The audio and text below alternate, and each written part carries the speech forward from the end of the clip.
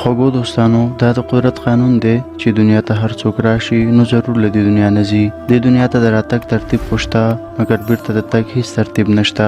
د مرګ خوند په هر چا څکل کیږي او د قبر هغه تورتم او تیارې کوټې ته به ضرور وړل کیږي. امیر وي که غریب، بادشاه وي که فقیر، مرګ ته به ضرور غاړه ورکوي. کله چې د انسان وخت په دنیا کې پوره شي نو الله تعالی دته 5 فرشتې راولېږي. اوله فرشته د خواته هغه وخت راځي کله چې روح القوم یعنی حلق ته راورسیږي. نو دا فرشته ورته وایي ای ابن آدم، ستا هغه طاقتور بدن څه شو؟ نن دا څومره کمزوری دی.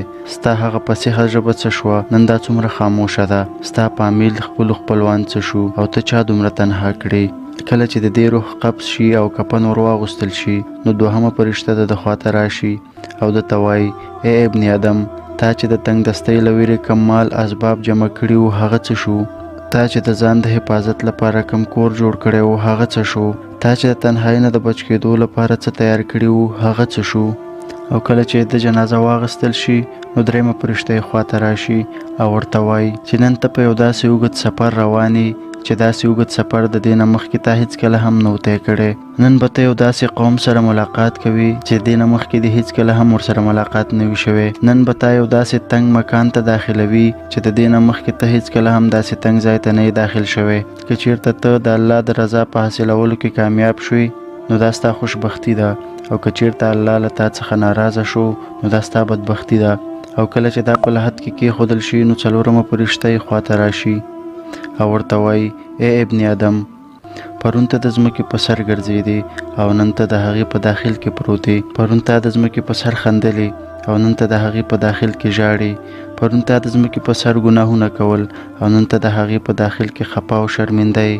او کله چې د په قبر خاوره واچول شي او د اهل و عیال، دوستان، خپلو خپلوان، اقارب دا پرېږدي او ټول لاړ شي نو پنځمه فرشته د خواته راشي او دته وایي ای ابن آدم، هغه خلکو ته دفن کړي او درنه لاړل. که چېرته هغوی ستا سره پاتې شوي هم وی نو تا ته یې هېڅ فایده نشوه رسولی. تا مال جمع کړو او هغه دې د نورو لپاره پرېښودو. نن خو به تا یا د جنت اعلی باغونو طرف ته یوسي او یا به تا د اور په سرو لمبو کې داخل کړي.